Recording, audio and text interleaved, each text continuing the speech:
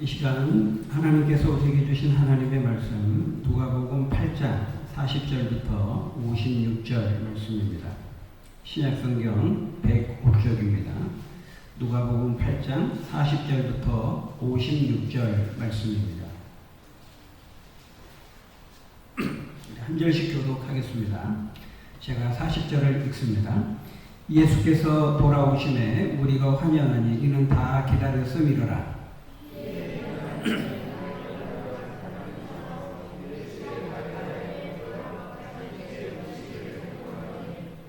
이는 자기에게 12살 된 외딸이 있어 죽어가미로라. 예수께서 가실 때 무리가 밀려들더라.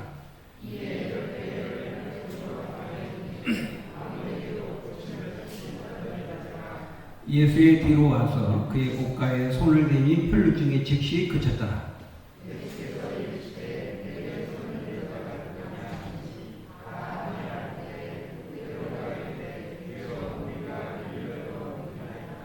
예수께서 이르시되 내게 손을 댄 자가 있도다. 이는 내게서 능력이 나간 줄 알미로다 하신대.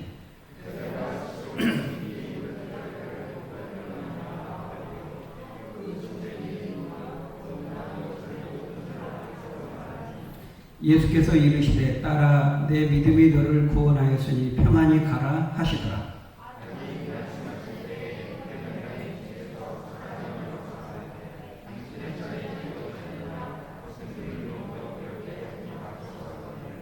예수께서 들으시고 이르시되 두려워하지 말고 믿기만 하라. 그리하면 딸이 구원을 얻으리라 하시고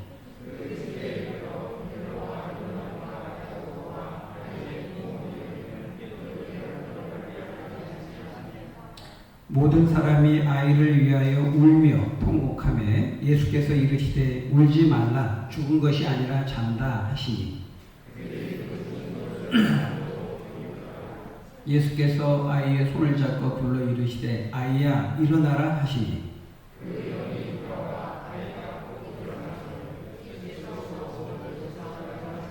같이 읽겠습니다.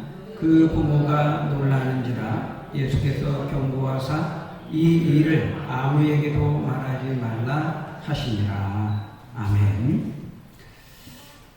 우리 인생에 있어서 참 사람과의 만남은 누구를 만나느냐, 이 만남은 참 중요합니다. 어떤 사람을 만나고 어떤 만남을 갖느냐에 따라서 그 사람의 인생이 달라지기 때문에 그렇습니다. 우리 인생에는 여러 종류의 많은 만남이 있지만 그 중에서도 가장 중요한 세 가지 만남에 대해서 말합니다. 첫 번째는 부모와의 만남입니다. 그 사람이 성인이 되기까지 그 사람의 인성과 성품과 인생관을 결정적으로 좌우하는 것은 뭐니 뭐니 해도 그 부모라고 하지 않을 수 없기 때문입니다. 두 번째는 배우자와의 만남입니다. 우리가 배우자를 평생의 반려자라 이렇게 말하지 않습니까? 어떤 배우자를 만나느냐에 따라서 그 사람의 인생은 완전히 달라지게 되죠. 세 번째는 스승과의 만남입니다. 여기서 이제 스승이라고 하면 학교 선생님부터 비롯해서 내 인생을 이끌어주고 조언해주는 모든 나를 이렇게 이끌어주고 조언해주는 선배라든지 모든 사람들이 다 해당이 되겠습니다. 영적인 스승이 목회자도 여기에 포함이 되겠죠. 어떤 목회자, 어떤 교회를 만나느냐에 따라서 나의 영혼, 나의 정신, 내 인생의 관점이 결정되기 때문에 그 또한 굉장히 중요한 만남이라고 하지 않을 수 없을 것입니다. 근데 이렇게 사람과의 관계나 만남도 굉장히 중요하지만은 그것보다 더 중요한 것은 주님과의 만남입니다. 하나님을 만나느냐, 그렇지 못하느냐, 우리 인생을 결정적으로 좌우하는 것이죠.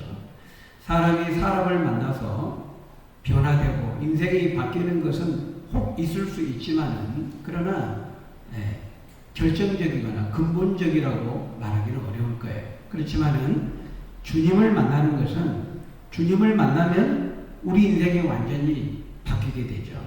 왜냐하면 주님은 우리 인생을 근본적으로 바꾸실 수 있는 능력을 가지고 계시기 때문입니다. 주님은 권세자이십니다.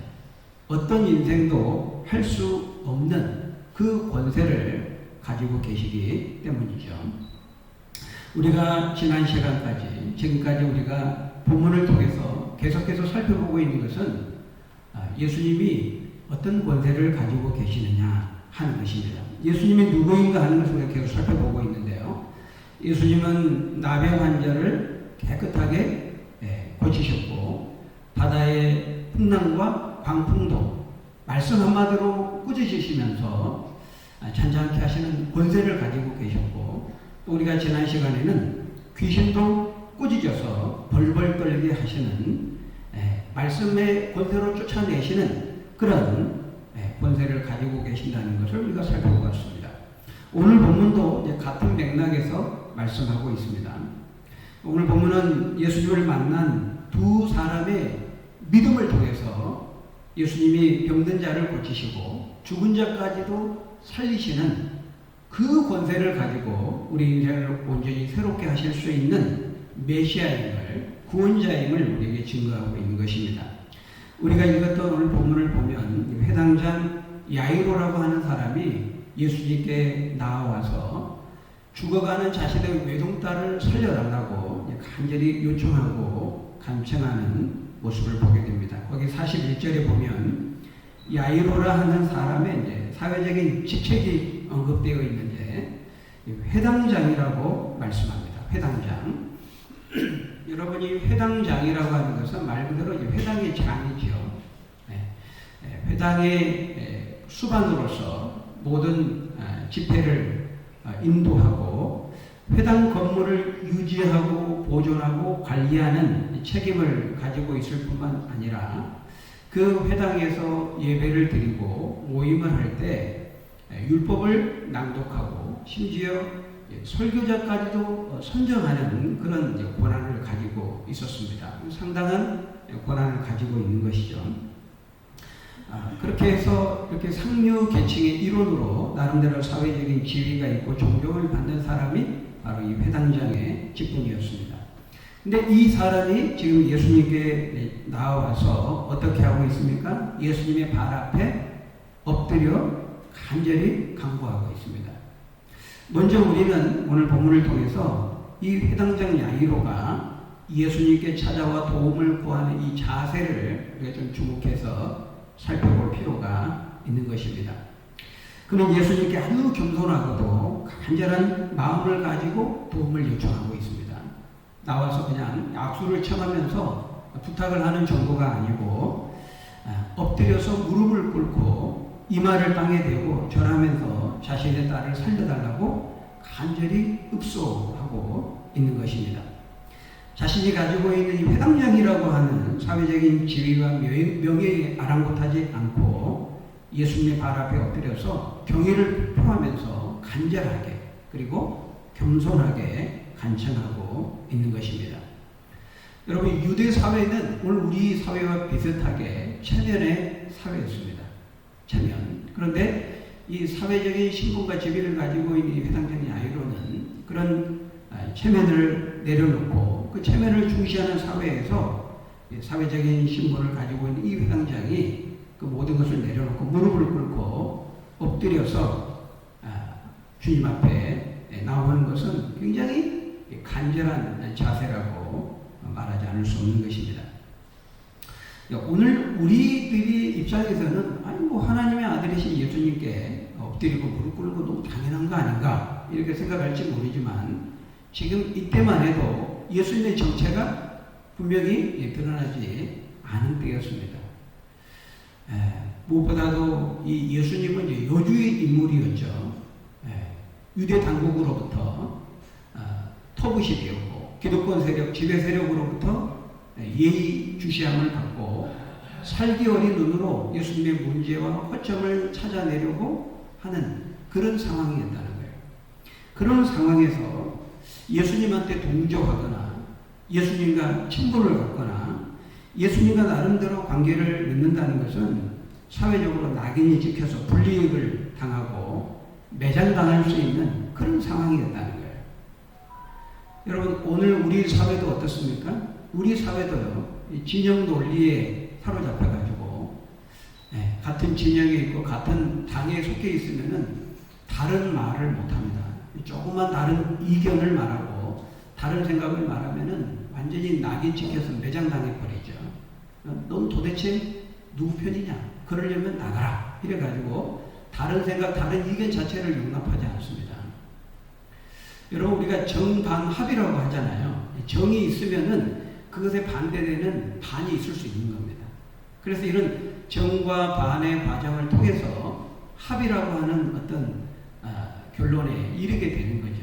그러면서 발전을 이루게 되는 것입니다. 그런데 아예 어떤 것에 대해서 물론 어떤 이 성경에 말하는 어떤 절대적인 진리를 찾는 문제라면 모르겠지만 그런 것이 아닌 한은 교회 안에서도 마찬가지입니다. 어떤 것들을 결정을 하고 어떤 안건들을 이렇게 논의할 때 얼마든지 자유롭게 얘기하고 의견을 개진하고 이렇게 해야 되는 것이죠. 그래서 이렇게도 생각할 수 있고 저렇게도 생각할 수 있고 반대 의견도 나올 수 있는 거고 그런 논의의 과정을 통해서 가장 좋은 안을 찾아가는 것이죠.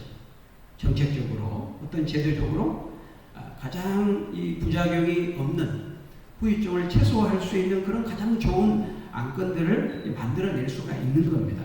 그런데 이견 자체를 용납하지 않으면은 그런 폐쇄적인 분위기에서는 절대로 혁신과 발전이 이루어질 수가 없는 것이죠.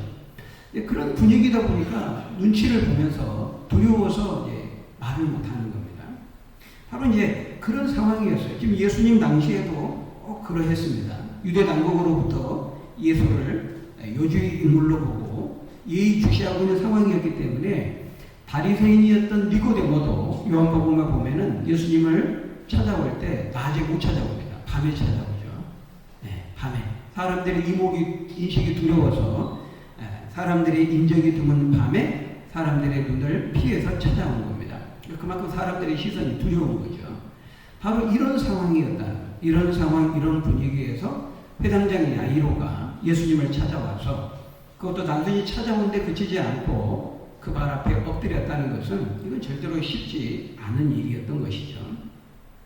자신의 사회적인 지위와 명예, 사람들의 인식과 평판을 뒤로하고 모든 것을 내려놓고 예수님 앞에 무릎을 꿇고 도와달라고 간청하고 있는 것입니다. 잘못하면 그가 지금까지 쌓아왔던 모든 그런 명예라든지 또 지위라든지 성취를 한순간에 날려버릴 수 있는 그런 상황이었음에도 불구하고 야이로는 그 모든 것을 각오하고 예수님 앞에 무릎으로 나오고 있는 것입니다. 일종의 이제 거룩한 모험인 것이죠. 여러분, 이것이 이제 참된 믿음을 가지고 있는 사람들에게서 있게 되는 담대함입니다. 여러분, 사도 바울도요, 다메섹에서 예수를 만난 다음에 이제 비슷하죠. 바리새인으로서 그가 가지고 있었던 특권, 로마의 시민권까지 가지고 있었던 이 젊은 엘리트로서 장래가 충망된 이 바울이었지만은 예수님을 만난 다음에 그 모든 세상의 가치들을 다 배설물로 여기고 다 뒤로하고 오직 예수 그리스도의 십자가만 바라보고 그 복음만 전하고 그렇게 살지 않았습니까? 어떤 점에서 이렇게 참된 믿음을 갖게 되면 야이로나 바울이나 이런 비슷한 모습들을 보여주게 되는 거예요. 참된 믿음을 갖게 되면 이런 담대함이 생기게 된다는 것이죠. 그래서 이 야이로도 그런 담대한 믿음을 가지고 또 간절한 절박한 마음을 가지고 예수님 앞에 나오게 되었다라는 것입니다. 이 야이로가 어떻게 해서 예수님을 알고 그런 이제 믿음을 갖게 되었는지 오늘 본문이 자세히 그 과정을 설명하고 있지는 않아요. 근데 우리가 오늘 본문을 자세히 살펴보건대 야이로는 분명히 예수님에 대한 믿음을 가지고 있었다는 것을 알 수 있습니다. 여러 가지 이유로 지금까지는 그 믿음을 드러내지 못하고 있었다면 이제 사랑하는 12살밖에 되지 않은 자신의 외동딸이 죽어가는 것을 보았을 때 그는 비통한 슬픔을 느꼈고 주님 앞에 모든 것을 내려놓고 나오게 된 것이죠. 죽어가는 딸을 사랑하는 마음에는 자신의 자존심, 체면, 명예, 사회적인 평판, 이해 득실 이런 거 보이지가 않은 것이죠. 사회적인 지위나 명예나 그런 것들을 다 집어던지고 있는 모습 그대로 절박한 마음으로, 가난한 마음으로 주님 앞에 나아오게 된 것입니다. 여러분, 우리가 이제 주님 앞에 나아갈 때에도 사실은 이런 자세가 필요합니다. 이런 마음. 여러분, 주님께 나아가는 자의 합당한 자세와 마음의 태도가 어떤 것일까요? 바로 이거죠. 겸손한, 가난한, 절박한, 절실한, 상한 마음, 상한 심령. 주님이 원하시는 것은 바로 그런 믿음입니다.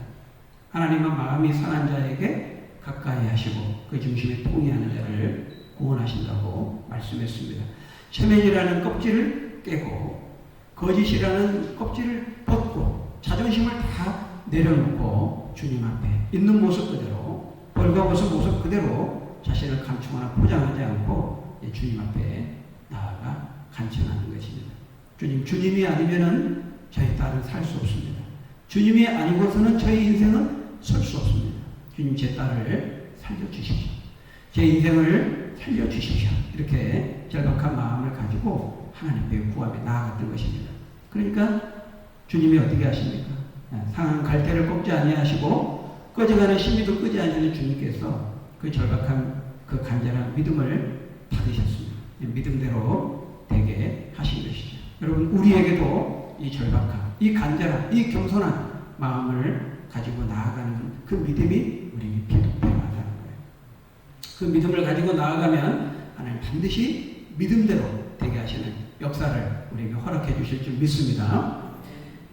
그 믿음을 가지고 이제 나아갔어요. 그래서 예수님이 그 직분을 받아들입니다. 그리고 야이로를 따라 그 집으로 나아가는 것이죠. 그래서 오늘 본문에는 이 권세자를 가지고 계신 예수님에게도 초점이 있지만은 믿음, 우리 편에서의 이 믿음에도 초점이 있습니다. 그래서 특별히 오늘 본문 이 회당장 야이로가 바로 이어서 나오는 이 12해 동안 혈루증으로 고통당했던 여인, 바로 이 두 사람의 믿음을 통해서 예수님이 어떤 분인지를 우리에게 증거하고 있는 것이죠. 그래서 예수님이 이제 야이로의 간청을 받고 따라가는데 어디서도 갑자기 12해 동안 혈루증을 앓는 여자가 갑자기 등장하는 겁니다. 예수님 뒤로 몰래 와서 예수님의 겉옷가를 만지는 거죠. 여러분, 여기 혈루증이라고 하는 것은 여성들이 하혈하는 것을 말합니다. 만성 출혈증이라고 말하죠. 하혈을 하다가도 일정 정도 멈춰야 되는데 멈추지를 않는 것이죠. 여러분, 이 여인의 고통이 어떠했겠습니까? 거기 43절에 보면은 무려 12년 동안 12해를 혈루증으로 앓는 동안 아무에게도 고침을 받지 못했다. 이렇게 말씀합니다. 오늘 누가복음 본문에는 여인의 고통이 간단히 언급되어 있지만은 병행고인 마가복음 5장 26절에 보면 이렇게 말씀합니다. 우리 한번 같이 읽어볼까요?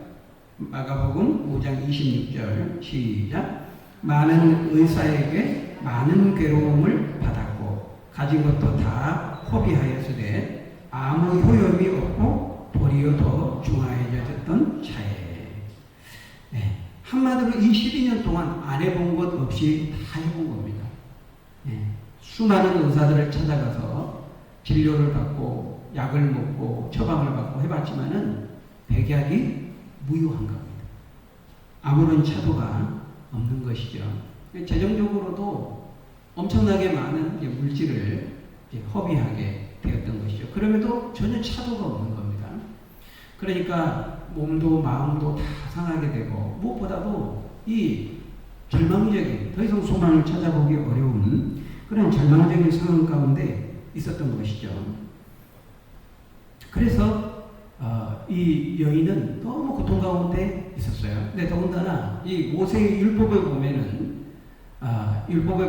이 혈루증은 부정하게 여겨졌습니다. 신앙적으로도 부정한 여인으로 여겨졌기 때문에 사람들에게 전면에 나서지를 못하는, 자기에게 무슨 병이 있다는 것도 말하기 어렵고 사람들이 다 피하니까요. 사람들이 나아가지를 못하니까.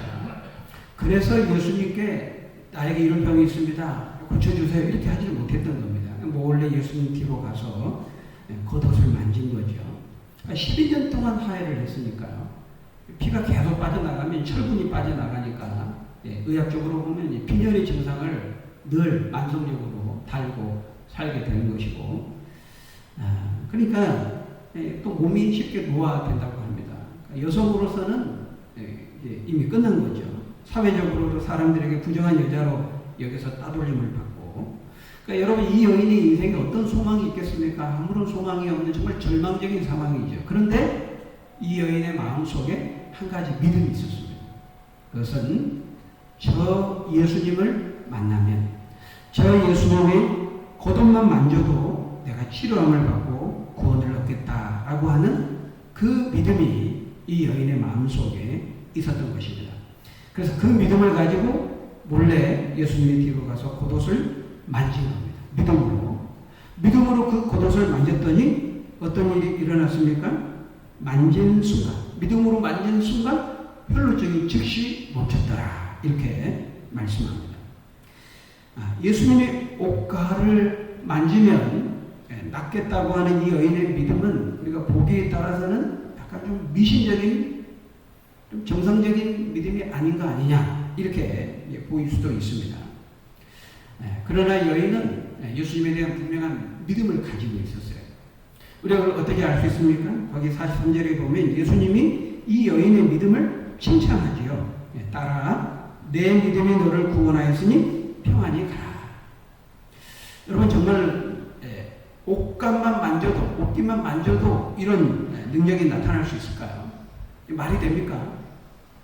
거짓말 아닙니까? 아닙니다. 여러분 그럴 수 있습니다. 왜냐하면 예수님은 권세자이시기 때문에, 신적인 능력과 권세를 가지신 하나님의 아들이시기 때문에 그럴 수 있는 거예요. 이 여인은 바로 그 예수님에 대한 그 믿음을 가지고, 그 예수님이기 때문에 그 예수님의 옷가만 만져도 치료함을 받을 수 있다. 저분은 충분히 그런 권세와 능력을 가진 분이라는 것을 믿고 그 믿음으로 예수님의 옷가를 만졌을 때 그 믿음대로 되어지는 놀라운 역사가 일어나게 되었던 것이죠. 여러분 물론 우리가 여기서요 어떤 그 치료의 공식과 어떤 방법과 법칙을 찾아내려고 해서는 안 되죠. 오늘 보면은 그것을 우리에게 말하고자 하는 것은 아니기 때문입니다. 여러분 이 여인이 혈루증에서 치료를 받은 것은 예수님의 옷가를 만질 그 행위 자체에 있었던 것은 아닙니다. 그러니까 예수님이 만일 그 겉옷 자체의 능력이 있었다면, 예수님이 잠시 이제 그 겉옷을 벗어났다고 해봐요. 그러면 그 겉옷을 만지고 누가 그 겉옷을 입고 막 안수하고 이런 거 막 그런 능력이 나타날까요? 그 옷 자체의 능력이 있어가지고 그럴까요? 사람들은 일반적으로 그렇게 생각합니다. 그렇게 생각하고자 하죠. 근데 그런 게 아니라는 거예요. 여러분 그 뒤에 나오는 야이로의 죽은 딸이 이제 죽음 가운데서 소생할 때도 보면요. 거기 54절에 보면 아이의 손을 잡습니다. 그리고 마가복음장에 보면 이제 그 아람어로 말하죠. 딸리다굼, 아이야 일어나라. 아람어로 이제 말씀했다고 마가복음 5장에 기록되어 있어요. 손을 잡고 딸리다굼 하면서 아이를 부르는 이런 액션과 제스처를 취하면 그것 때문에 그런 능력이 나타난 것일까요? 사람들은 자꾸 이적적인 기적적인 어떤 행위 자체에 관심을 가질 때가 많아요. 그래서 그런 행위를 똑같이 따라하면, 흉내내면 똑같은 어떤 효과가, 능력이 나타나지 않을까, 사람들은 그렇게 생각하는 거죠. 여러분 교회 역사를 보면요 이런 기록들이 있어요. 어떤 사람이 예수님이 그 입었던, 피 흘렸던 그 옷 조각을 발견했다 그래가지고 보관하고 있다고 주장하기도 하고요. 12사도들의 그런 유품, 유골의 일부를 자기가 찾았다고 그러면서 마치 거기에서 어떤 그 능력이 나타나는 것처럼 사람들을 미혹하고 그런 것들을 신성시하고 그런 거죠. 사람들은 자꾸 이제 이런 것들을 찾아요. 이런 것들을 의지하려고 합니다. 그래서 여러분 예수님 하나님께서 언약궤라든지 노아의 방주에 뭐 나무 조각이 막 발견됐다 그러면 막 그걸 신성시하려고 하고, 그래서 그런 걸 아예 안 남겨놓으신 겁니다. 그 우상시 미신처럼 여길까봐. 여러분 제주도에 가면은 그 돌 하루방 있잖아요. 그 돌 하루방에 코를 만지면 어떻게 된다고요? 자녀를 못 낳는 사람들이 자녀를 낳는다. 이런 이제 그런 속설과 그런 미신 때문에요. 제주도의 돌 하루방들이 순환을 당한다 그래요. 근데 아예 돌 하루방에 코를 베어가지고 갈아가지고 그걸 마시면은 아들을 낳을 수 있다는 겁니다. 여러분 나중에 제주도 가면은 그 한번 보십시오. 돌 하루방 코가 납작해 지금도 그런지 모르겠습니다만. 근데 여러분 이게 이제 우리나라 사람들만 그런 게 아니고요. 모든 인간이 마찬가지예요. 여러분 이탈리아에 가면은 큰 성 베드로 성당 있잖아요. 그 베드로 성당 안에 보면 베드로 동상이 있습니다. 그 베드로 동상에 발을 만지고 소원을 빌면 이루어진다. 그래가지고요. 그 방문객들이 거기 보면은 길게 줄을 들어서 있습니다. 그 발 만지면서 소원을 빕니다. 아주 진지하게. 물론 장난감 만지는 사람도 있겠지만은 실제로 그걸 믿고 진지하게 거기 가면은 사람들이 반드시 그 발을 다 만지려고 줄 막 서서 만지고 소원 빌고 합니다. 네. 너무나 어리석은 거죠. 여러분 베드로가 바로 그런 미신과 우상의 범죄를 짓지 않도록 하기 위해서 복음을 전하다가 순교를 당했거든요. 근데 그 사람을 기리는 동상 앞에서 그가 가장 싫어했던 짓을 하고 있는 거예요. 네. 카톨릭 당국이 더 문제죠. 여러분 그거 옆에 울타리 하나만 1m짜리 울타리만 해서 만지지 마세요. 들어가면 안 됩니다. 이거 하나만 끝나는 거예요. 근데 그렇게 안 합니다. 카톨릭이 사람 찾아오게 하기 위해서. 여러분 주님의 능력이라고 하는 것은 그런 식으로 그런 방식으로 나가는 것이 아니에요. 예수님이 왜 우리는 못했습니까? 예수님이 뭐라고 말씀했습니까? 기도 외에는 이런 일가 나갈 수 없느니라. 기도, 믿음 이런 게 있어야 이게 본질적인 요소라는 거예요. 그게 있어야 되는 것이지 그냥 흉내내고 따라하고 어떤 의식, 종교적인 의식을 행하고 절차를 행하면은 똑같이 이렇게 흉내내고 하면 능력이 나타난다. 이거는 우리 기독교의 하나님이 어떤 분인지를 전혀 모르기 때문에 그런 생각을 하는 것이죠. 하나님은 인격적인 분이세요. 외모를 취하지 않고 우리의 중심과 마음과 믿음을 간파하시고 그 믿음을 통해서 그 믿음을 보시고 일하시는 분, 역사하시는 분이죠. 사도행전 이사야서 1장에 보면은 이 이스라엘 백성들이 가난한 사람들을 학대하고 손에 막 피를 묻히고 이렇게 죄를 범하다가 안식일날 예루살렘 성전 문을 열고 들어와서는 그 손을 높이 들고 진지 거룩한 모양을 두고 하나님께 그 손으로 제사하면서 일정한 절차를 따라 제사하면서 그 손을 높이 들고 손을 펴서 하나님께 기도하죠. 그때 하나님 뭐라고 말씀하십니까? 너희가 아무리 손을 펴고 그걸로 제물을 드리고 제사를 드리고 한다 할지라도 내가 그 손으로 드리는 기도를 받지 않겠다. 다시는 그 손으로 제물을 내 앞에 가져오지 말고 역겹다. 너희는 내 마당만 밟고 돌아갈 거 나랑 아무런 관계없다. 이렇게 말씀하셨죠.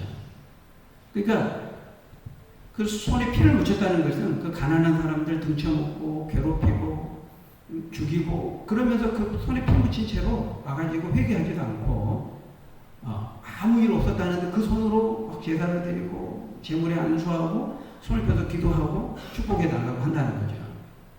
하나님께서 나를 뭘로 하고 내가 아무것도 보지도 듣지도 못하는 목석으로 이루어진 내가 우상인 줄 아느냐?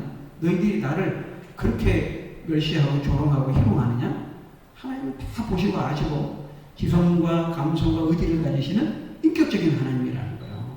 근데 이스라엘 백성들은 그거를 모르고 하나님을 눈먼 하나님 쪽으로 아는 것입니다. 이렇게 모양만 갖추고 이렇게 형식을 갖추면 하나님이 축복을 해주실 것이다. 이런 생각을 하는 거죠. 여러분 사도행전 19장에 가면요. 바울이 에베소에서 복음을 전하다가 하나님께서 그 바울의 손을 통해서 놀라운 기적과 능력을 행하게 하시는 장면이 나오죠. 심지어 사람들이 바울이 걸쳤던 그 몸에 손수건이나 앞치마를 가져다가 병든 사람에게 얹으면 그 병이 떠나고 악기도 나가는 것입니다. 근데 거기 말씀에 보면요. 하나님께서 그렇게 하신 겁니다. 하나님께서 바울의 믿음을 통해서 하나님이 그렇게 하신 거죠. 사실은 그 앞치마 자체 또는 그 손수건 자체의 능력이 있는 것이 아니라고 성경은 말하고 있습니다. 그런데 재미있는 것은 이 믿음의 원리를 모르는 사람들이 그것을 흉내내는 장면이 나옵니다. 아주 재밌는 장면이 나와요. 사도행전 19장 13절에 16절에 보면 이렇게 말씀합니다. 우리 한번 같이 읽어볼까요?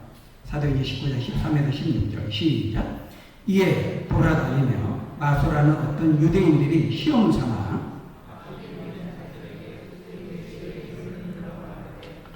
내가 바울이 전파하는 예수를 의지하게 너희에게 명하노라 하더라.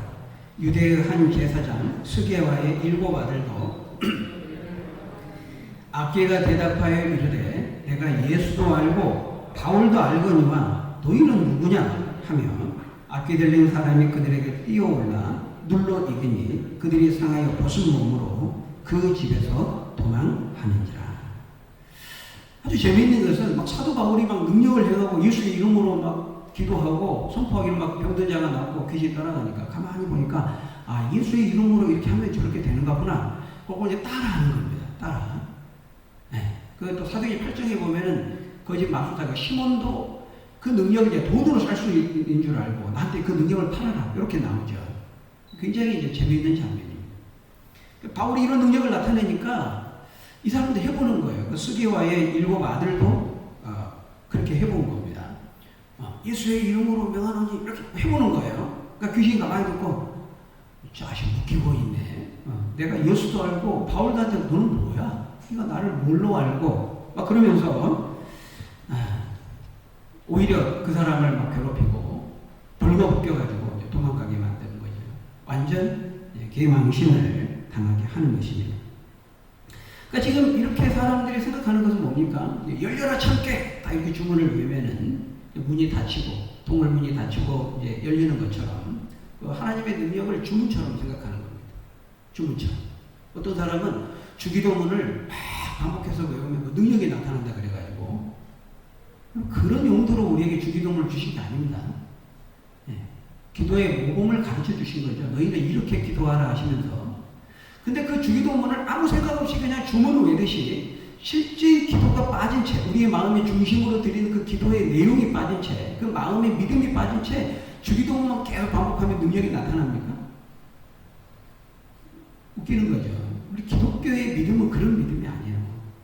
네, 여러분 주기도문에서 실제 기도가 빠지면 뭐가 되죠? 주기도문에서 기도가 빠지면 뭐가 돼요? 주문이 되는 거예요. 주문의 능력이 있는 게 아닙니다. 근데 사람이 이렇게 생각하는 거예요. 열려라 참깨! 그러면 누가 말하든지 그 주문만 외면 똑같은 효과가 나타나죠. 이 하나님의 능력도 그렇게 생각하는 겁니다. 우리가 영화에 보면은 막 드라큘라, 막 귀신들 나타나면은 예수 믿는 사람이 아멘상을 관계없이 십자가 딱 되면 막 귀신이 도망가요. 꼼짝 못해요. 그 영화에서는 그러는 겁니다. 응? 예수 안 믿는 사람이 기계적으로 십자가만 되면 능력이 나타납니까 거기서? 그런 게 아니라는 거예요. 하나님의 인격적인 분이기 때문에 지성과 감정과 의지를 가지고 계시기 때문에 다 보시고 아신다는 거예요. 우리의 마음과 믿음과 중심을 보시고 그 믿음을 보시고 역사해 주시는 것이지. 그런 것도 없이 있어야 되는 기도 외에는 이루어져 나갈 수 없는 진정한 기도와 그 믿음이 빠진 채 그냥 똑같이 흉내내면 그 자체가 능력의 공식이 되는 것처럼 사람들을 생각하는데 흉내낸다고 되는 것이 아니에요. 여러분 한때 그 조용기 목사가 능력이 있다 그래가지고요. 목사들이 다 따라했어요. 설교 스타일에서부터 말도 어떡하기도 다 흉내냈어요. 여러분 예수께서 그러십니다. 이렇게 어떻게까지도 똑같이 다 흉내냈어요. 그러면은 능력이 나타납니까? 그렇지 않죠. 부흥의 시대에 조나단 에드워즈라고 하는 들어보시면 모르겠지만 그 18세기 부흥을 이끌었던 그 설교자는요 그냥 원고를 성도들 쳐다보지도 않고 그냥 원고 준비한 원고를 1시간 동안 그냥 읽었습니다. 그냥 읽었어요. 원고만 보고 읽었어요. 근데도 막 꼬꾸라지고 회개하고 눈물을 흘리면서 이런 회심 역사가 성도들은 나타났어요. 또 이제 그것을 보고 또 조나단을 똑같이 따라하면 될까요? 그런 것에 능력이 있는 것이 아니라는 거예요. 그죠? 네. 근데 사람은 어리석게도 자꾸 그런 식으로 생각하는 거예요. 여러분, 하나님의 능력이라는 것은 그런 식으로 임하는 게 아닙니다. 귀신도 바보가 아닌 것처럼 귀신이 지금 화가 나가지고 네가 바울도 하고 예수 안에 너는 뭐야? 그러면서 예수 믿지도 않은 것들이 말이지 그 예수 이런 거 가지고 장난쳐하면서 막 벌거벗겨서 그렇게 했다고 하잖아요. 예? 하나님은 더 마찬가지죠. 하나님은 우리의 믿음과 중심을 보는 겁니다. 외모를 보지 않고 신실한 믿음이 있는가? 그 믿음을 보시고 그 믿음을 통해 역사하시는 것이죠. 그래서 따라 내 믿음이 너를 구원하였으니 평안히 가라. 여러분 해당장 야이로의 경우도 마찬가지입니다. 50절에 보시죠. 야이로의 딸의 경우에도 원리는 똑같아요. 예수께서 들으시고 이르시되 두려워하지 말고 믿기만 하라. 믿기만 하라. 그리하면 딸이 구원을 얻으리라. 이렇게 말씀하죠. 여러분 주님이 똑같이 보시는 것은 믿음입니다. 믿음. 혈중을 치료받은 이 여인이 가지고 있는 그 믿음을 야이로가 가지고 있기만 하다면 똑같은 그런 놀라운 능력을 체험하게 된다는 것이죠. 여러분 거기 49절에 보면 예수님께서 이 혈루증 앓는 여인을 치료하고 계실 때 이 회당장의 집에서 소식을 가지고 사람이 옵니다. 비보였죠. 슬픈 소식이었습니다. 딸이 끝내 숨을 거뒀습니다. 죽었습니다. 더 이상 선생님을 괴롭게 하지 마십시오. 다 끝났습니다. 그런 말이죠. 이제 죽었기 때문에 다 끝났습니다. 이미 늦어버렸습니다. 예수님이 가도 아무 소용이 없게 되었습니다. 이렇게 이제 통보합니다. 그때 예수님은 어떻게 하십니까? 50절에 아니다. 두려워하지 말고 믿기만 하라. 이렇게 말씀하죠. 여러분 그때 사실 이 회당장 야이로의 마음이 얼마나 답답했겠습니까? 빨리 가야 되는데 갑자기 여인이 나타나가지고 이 여인과 대화하고 여인을 치료하느라고 시간을 허비하고 있는 찰나에 집에서 사람이 와서 안타깝게 죽었습니다. 이렇게 소식을 접하니까 야이로의 마음이 어땠겠어요? 너무 절망스러웠겠죠. 새치기한 이 여인이 얄밉기도 하고 원망스럽기도 하고 그랬을 겁니다. 근데 여러분 이때 이 순간에 야이로의 믿음이 드러나고 확인되게 되죠. 여러분 만일 이 야이로가 예수님에 대한 믿음이 없었다면은 그리고 예수님을 생각할 때 많은 혹시라도 자기 딸을 살려줄 수 있는 많은 그 의사들 중에 굉장히 뛰어난 한 의사 정도쯤으로 생각을 했다면 근데 자기 딸이 죽었다는 소식을 접했다면 그는 그 자리에 털썩 주저앉아서 망연자실하면서 조금만 빨리 가지 왜 여기서 지체하다가 내 딸이 죽게 만듭니까? 예수님을 원망했을 수도 있어요. 근데 그런 모습이 전혀 없습니다. 예수님이 두려워하지 말고 믿기만 하라. 그러니까 조금도 지체하지 않고 그 예수님을 모시고 끝까지 흔들림 없이 집으로 모시고 가는 모습을 볼 때 이 야이로에게 예수님에 대한 확고한 믿음이 있었다는 것을 우리가 알 수가 있는 것이죠. 여러분 바로 이것이 믿음의 능력인 것이죠.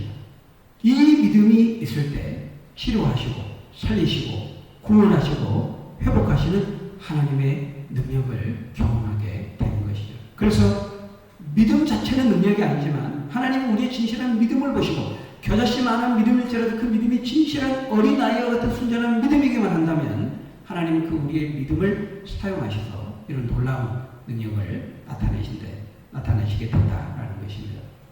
여러분 모든 신자에게는 그가 주님에 대한 믿음을 가지고 있는 한 이 믿음의 능력이 있는 것입니다.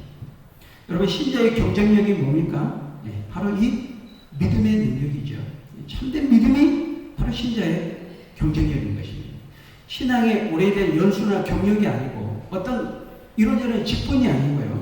참된 믿음을 가지고 있느냐 하는 것입니다. 여러분 왜 초신자들의 기도에는 하나님께서 더 특별하게 역사해 주실까요? 바로 이런 이유 때문에 그래요.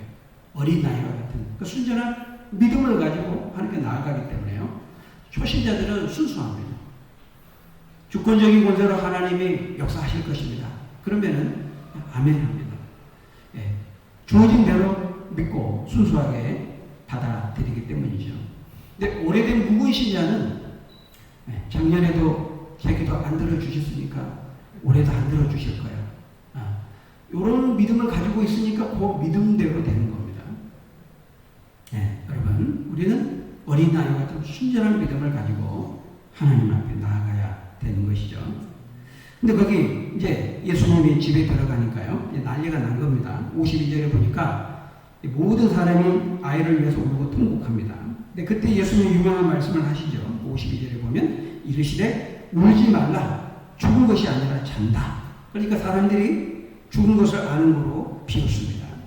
아니 무슨 소리 하는 거야. 입이 다 죽었는데 끝났는데 무슨 엉뚱한 소리 하는 거야. 예수님 말씀에 이제 조롱하는 거죠. 근데 여러분 이게 사실 지극히 자연스러운 반응이죠. 여러분 아무리 뛰어난 의사도요. 심장이 조금이라도 박동 있고 뛰고 있을 때 어떤 조치를 하고 하는 거지. 숨을 거두면은 손 떼는 겁니다. 포기하는 겁니다. 그러니까 죽었으니까 이제 뭐 끝났다 이렇게 생각했는데 그 사람들이 예수님을 비웃은 거죠. 근데 예수님은 어떻게 합니까? 죽은 것이 아니라 잔다 하시면서 아이의 손을 잡고 불러 이르시되 아이야 일어나라. 권세 있는 말씀으로 선포하시니까 그 영이 돌아와서 죽은 거죠. 영이 돌아왔다. 죽은 겁니다. 분명히 죽은 겁니다. 아이가 곧 일어나게 된 것입니다. 여러분 죽음에 대한 성경의 독특한 표현이 있는데 그게 뭡니까? 잔다라는 말입니다. 잔다. 여러분 이 잔다라는 것은 이제 우리의 삶에 죽음이 끝이 아니라 부활이 있다는 것을 우리에게 암시해 주는 것이죠. 여러분 자면은 잘 때가 있으면 깰 때가 있는 거죠. 이 땅에서의 그 삶이 육신적인 죽음으로 끝나는 것이 아니라는 거예요. 부활이 있다는 것입니다. 우리가 믿는 주님은 부활의 주님이라는 거예요. 죽은 자도 다시 살리실 수 있는 권세를 가지신 분이라 하는 것입니다. 그런데 주님께서 그런 권세와 능력을 어떻게 나타내신다는 거예요? 우리의 믿음을 통해서. 그렇기 때문에 우리의 믿음이 소중한 것입니다. 존귀한 것입니다. 여러분 우리가 믿는 그 주님 권세자이십니다. 그러나 우리의 믿음을 통해서 역사하십니다. 만약에는 저와 여러분들이 권세자 되신 죽은 자까지도 살리실 수 있는 이 능력의 권세자 되신 예수님을 흔들림 없이 믿고 그 예수님을 의지하며 어떤 시련과 고난의 상황 가운데에서도 가끔 이룰 수 있어요. 비 많이 오면. 그래서 이 권세자 된 예수님의 흔들림 없는 믿음을 가지고 이기며 승리하는 저희 여러분들이 다 되시길 예수님의 이름으로 간절히 축원합니다. 기도하겠습니다. 우리의 생명의 여탈권을 가지고 계시는 권세를 가지신 아버지 하나님, 주님에 대한 참된 믿음을 가지고 나아갈 때 그 믿음대로 되게 하시고 믿음을 통해 놀라운 능력과 권세를 나타내시는 아버지 하나님, 우리에게도 이 여인이 가졌던, 이 야이로가 가졌던 그런 복된 믿음, 어린아이와 같은 순전한 믿음을 가지고 나아가서 하나님의 뜻을 이루고 믿음을 통해 일하시는 하나님의 놀라운 역사를 경험하고 간증할 수 있는 우리 하나님의 사람들 다 될 수 있도록 하나님 축복해 주옵소서. 예수님 이름으로 감사하며 기도하옵나이다. 아멘.